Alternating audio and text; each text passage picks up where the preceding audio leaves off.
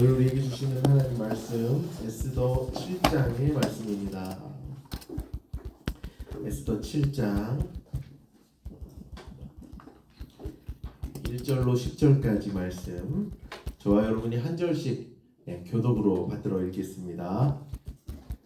왕이 하만과 함께 또 왕후 에스더의 잔치에 가니라. 왕이 둘째 날 잔치에 술을 마실 때에 다시 에스더에게 물어 이르되, 왕이 에스더여, 그대의 소청이 무엇이냐? 곧 허락하려니라. 그대의 요구가 무엇이냐? 곧 나라의 절반이라 할지라도 시행하려니라. 왕후 에스더가 대답하여 이르되, 왕이여, 내가 만일 왕의 목전에서 은혜를 입었으며 왕이 좋게 여기시면 내 소청대로 내 생명을 내게 주시고 내 요구대로 내 민족을 내게 주소서. 나와 내 민족이 팔려서 죽임과 도륙함과 진멸함을 당하게 되었나이다. 만일 우리가 노비로 팔렸더라면 내가 잠잠하였으리이다. 그래도 대적이 왕의 손해를 보충하지 못하였으리이다 하니, 아하수에로 왕이 왕후 에스더에게 말하여 이르되, 감히 이런 일을 심중에 품은 자가 누구며 그가 어디 있느냐 하니, 에스더가 이르되 대적과 원수는 이 악한 하만이니이다 하니, 하만이 왕과 왕후 앞에서 두려워하거든. 왕이 노하여 일어나서 잔치 자리를 떠나 왕궁 후원으로 들어가니라. 하만이 일어서서 왕후 에스더에게 생명을 구하니 이는 왕이 자기에게 벌을 내리기로 결심한 줄 알미더라.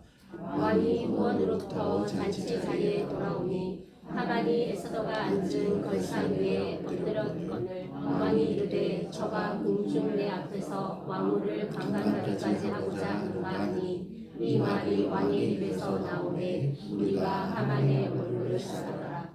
왕을 모신 내시 중에 하르보나가 왕에게 아뢰되, 왕을 위하여 충성된 말로 고발한 모르드게를 달고자 하여 하만이 높이가 50규빗 되는 나무를 준비하였는데 이제 그 나무가 하만의 집에 섰나이다. 왕이 이르되 하만을 그 나무에 달라 하매 모르드게를 매달려고 한 나무에 하만을 다니 왕의 노가 그치니라. 아멘. 이는 하나님의 말씀입니다. 오늘도 주께서 여러분에게 은혜 베푸시기를 원합니다. 우리 좌우에 계신 분과 인사하겠습니다. 하나님께서 당신에게 은혜 베푸시기를 원합니다. 아멘. 오늘도 우리에게 은혜 베푸실 하나님을 기대합니다. 여러분, 최근에 대한민국의 세계적인 가수가 컴백을 했습니다. 여러분, G드래곤이라는 가수 들어보셨어요? 네, 다 아세요? 어떻게 아세요? 전 저만 아는 줄 알고 한참 소개하려고 그랬는데 G드래곤이라는 가수가 7년 만에 앨범을 새로 냈대요. 이 사람이 사실 지난 10수년간 아시아를 대표하는 아티스트거든요. 그래서 유럽의 아주 유명한 샤넬이라는 브랜드 아시죠, 여러분? 우리가 사진 못해도 알진 않았습니까? 샤넬 브랜드의 앰베서더도 해서 그 샤넬 브랜드 그 책임자라 그러나요? 칼 라커펠드가 막 자기 파티에도 부르고 하는 굉장히 유명한 사람이에요. 그래서 이 G드래곤이라는 가수의 복귀 소식이 전 세계를 떠들썩하게 했습니다. 최근에 그가 한 토크쇼에 나와서 이런 말을 했어요. 자기가 한참 잘 나갈 때 모든 조건이 행복하지 않을 이유가 하나도 없는데 그닥 행복하지가 않더래요. 돈도 어린 나이에 수백억을 벌었고 전 세계 어딜 가도 팬들이 바글바글 하고요.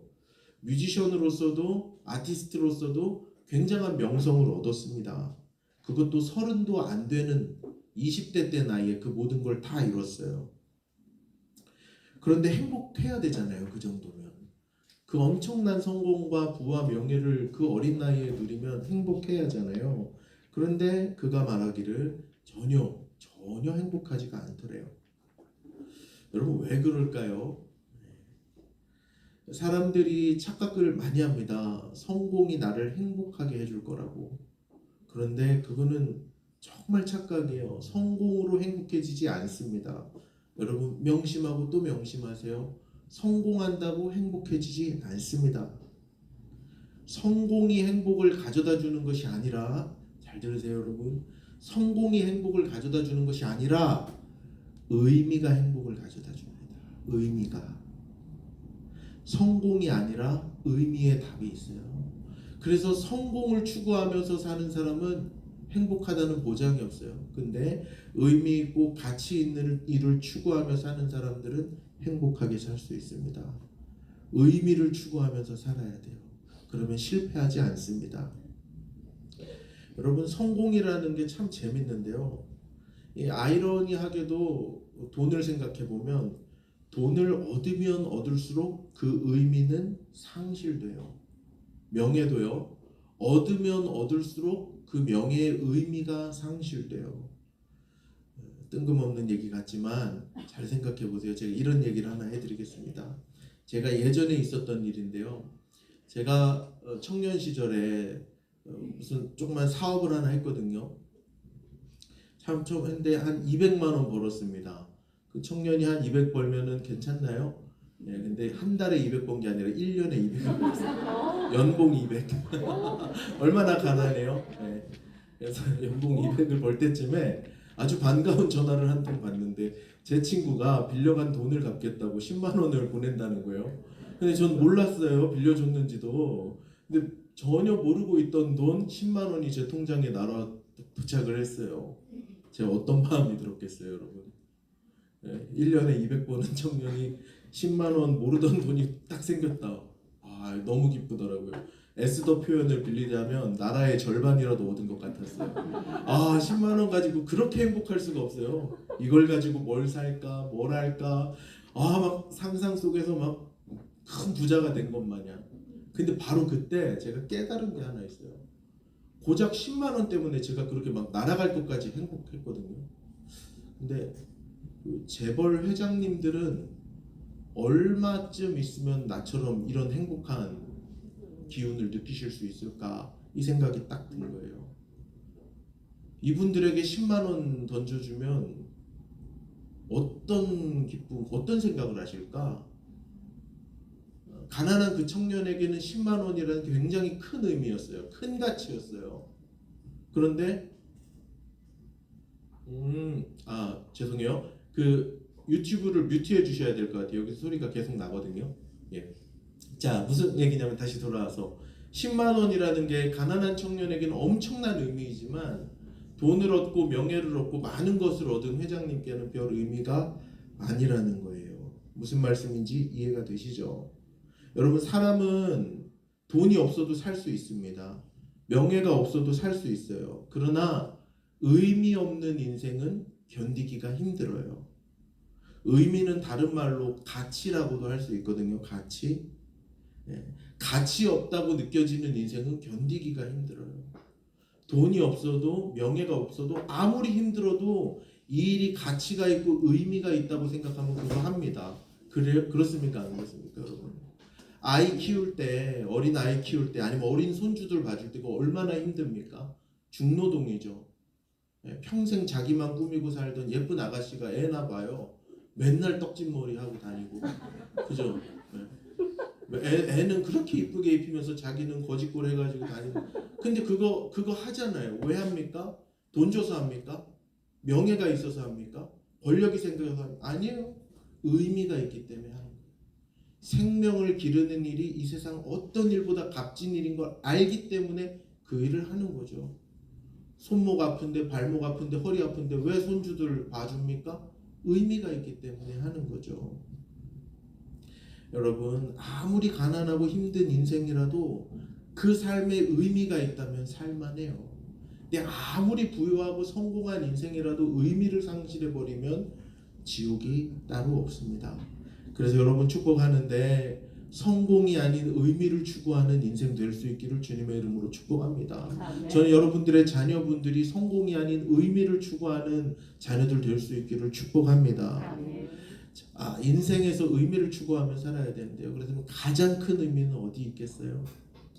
모든 의미가 다 상대적이에요. 자녀를 키우는 것도 의미가 있지요. 돈을 버는 것도 의미가 있어요. 가정을 위해 헌신하고 남편 뒷바라지하는 거 다 의미 있는 일이에요. 그러나 다 상대적인 의미와 가치예요. 절대적인 의미와 가치는 하나님께 있는 줄 믿습니다. 아멘. 죄인들이 찾을 수 있는 가장 큰 의미는 구원하시는 하나님께 있어요. 지음받은 피조물이 찾을 수 있는 가장 큰 의미와 가치는 창조주께 있어요. 절대적인 의미는 오직 하나님께만 있다는 거예요. 그래서 우리는 그 하나님께 최고의 의미를 발견하고 우리의 삶을 드릴 수 있죠. 여러분, 최고의 의미를 발견한 사람들은요, 흔들리지 않습니다. 가장 좋은 것 발견한 사람은 뒤를 돌아보지 않아요. 밭에 감추어진 보화를 알고 그 밭을 산 사람은 뒤를 보지 않습니다. 그 밭에 감추인 보화를 아는 사람은 전 재산을 팔아서라도 그 밭을 사는 법이죠. 왜요? 더 큰 의미와 더 큰 가치를 발견했기 때문입니다. 아깝지가 않은 거예요. 자, 오늘 본문을 들어가 볼 텐데요. 오늘 본문 요약하면 이렇습니다. 두 번째 잔치 자리가 열려요. 그리고 아하수에로 왕이 에스더에게 한 번 더 물어봅니다. 그래, 네 소원이 도대체 뭐냐? 라고 물을 때 에스더가 이제 드디어 말을 하죠. 예, 제 소원이 있는데요. 제 목숨을 좀 살려주십시오. 그리고 온 유다 민족 우리 다 죽게 됐는데 좀 살려주십시오. 우리 다 진멸당하고 다 죽게 생겼습니다. 왕이 이 얘기 딱 들었을 때 여러분 어떤 생각이 들었을까요? 여러분, 한 제국의 왕이 모르는데, 왕이 모르고 있는데 한두 명이 죽는 게 아니라 한 민족을 죽이는 일이 가능합니까? 불가능하죠. 반역이에요, 반역. 왕이 모르는데 한 민족을 말살시키려는 어떤 계획이 진행되고 있다? 반역에 가까운 일이죠. 왕이 듣고 깜짝 놀라는 거예요. 그 악한 일을 벌이는 사람이 누구냐? 라고 물었을 때 그때 비로소 에스더가 하만입니다 라고 말을 하는 거예요. 그 얘기를 듣고 치밀어 오르는 화를 주체할 수 없어서 왕은 그 자리를 박차고 나가고, 자기에게 이제 큰일이 났다는 것을 깨달은 하만은 에스더에게 자기 생명을 구걸하게 됩니다. 본문 7절 말씀을 함께 같이 읽어보겠습니다. 7절 시작. 왕이 노하여 일어나서 잔치 자리를 떠나 왕궁 후원으로 들어가니라. 하만이 일어서서 왕후 에스더에게 생명을 구하니 이는 왕이 자기에게 벌을 내리기로 결심한 줄 알미더라. 자, 왕이 자리를 박차고 노하면서 나가버리자 하만은 자기가 죽게 되었다는 걸 깨달았어요. 큰일 났구나 깨달은 거죠. 그리고 에스더에게 납작 엎드려서 생명을 구걸합니다. 여러분, 에스더 누구예요? 하만이 방금 전까지만 해도 죽이려고 숙청하려던 사람이었어요. 자기가 죽여버리려고 했던 그 사람이었어요. 그러나 하만은 한순간에 손바닥 뒤집듯이 자기의 목숨을 구걸하는 사람이 되었어요. 그리고요, 하만이 이렇게 에스더에게 목숨을 구걸하는 장면은요, 이 에스더의 모습과 완전히 대비를 이루는 모습인데요. 자, 여러분, 에스더 4장의 명대사, 에스더 하면 생각나는 한마디, 제일 유명한 말 뭡니까? 죽으면 죽으리라. 그렇죠. 보세요. 에스더는 어디에 인생을 걸었습니까? 하나님께 인생을 걸었습니다. 하나님보다 더한 의미는 없다고 그랬죠. 최고의 의미와 최고의 가치가 하나님께 있다고 했죠. 그 가치를 발견해서 그 가치를 참으로 찾은 사람은요, 생명을 들여도 아깝지가 않아요. 죽음을 구걸하지 않아요. 죽으면 죽으리이다 하는 이 믿음의 배포가 있는 거예요. 그러나 하만이 살았던 인생은 어때요, 여러분? 하만이 왜 이 전쟁을 시작했습니까? 이 싸움을 왜 시작했어요? 알량한 자존심 때문에. 인사하지 않는 모르드게 그 한 사람 때문에 자기 자존심에 스크래치가 난 거예요. 자기 자존심에 스크래치가 나서 이 사람을 향한 미움과 증오, 그거를 키우다 보니까 한 민족을 말살시키려고 하는 거예요. 예전에 나눴던 말씀인데요. 미움에 사로잡히면 폭력을 정당화한다고 했어요. 그러니까 하만이라는 사람은 지금 어디에 사로잡힌 거냐면 미움, 분노에 사로잡혔는데 그게 다 뭐냐면 자기 중심성이라고 할 수 있어요. 자기 자신에게 사로잡힌 거예요. 자기 감정에 사로잡힌 거예요. 하나님께 사로잡히고 하나님 안에서 의미를 발견한 에스더는 그 하나님께 목숨을 들여도 아깝지 않았어요. 근데 자기 안에서 의미를 발견하고 자기 중심성 안에서 살아가던 하만은 상황이 바뀌니까 금세 또 목숨을 구걸하는 비참한 신세로 전락해 버리는 것이죠. 여러분, 하만에게는 나 자신이 하나님이었어요.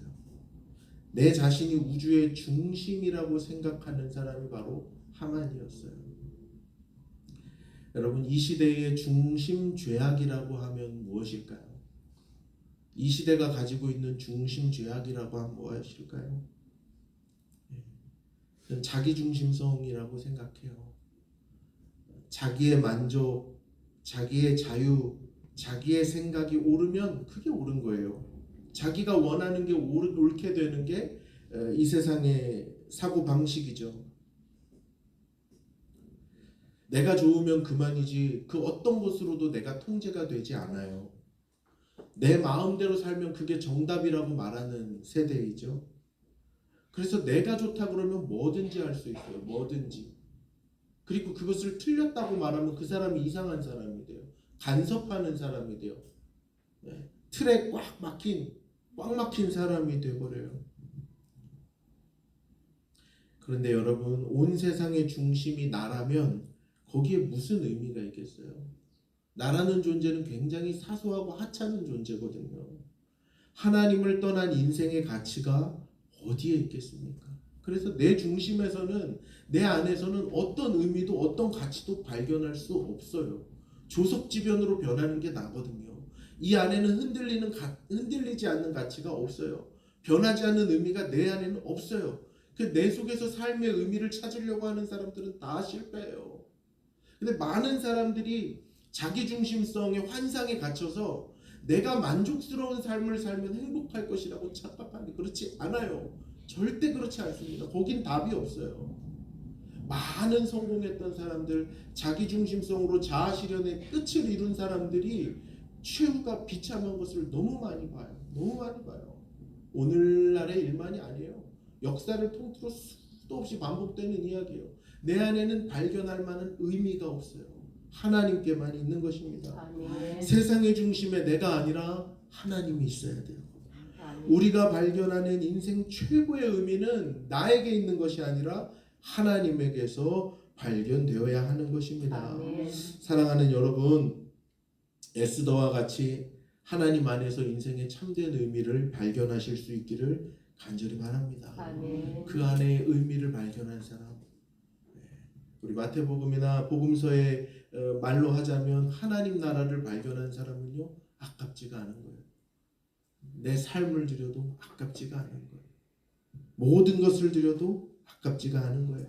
후회함도 없는 거예요. 사랑하는 여러분, 인생의 참된 가치와 의미를 주 안에서 발견하고 에스더와 같이 아낌없이 우리의 삶을 주께 드리는 복된 인생들, 저와 여러분의 삶이 될 수 있기를 우리 주님의 이름으로 축복합니다. 아멘.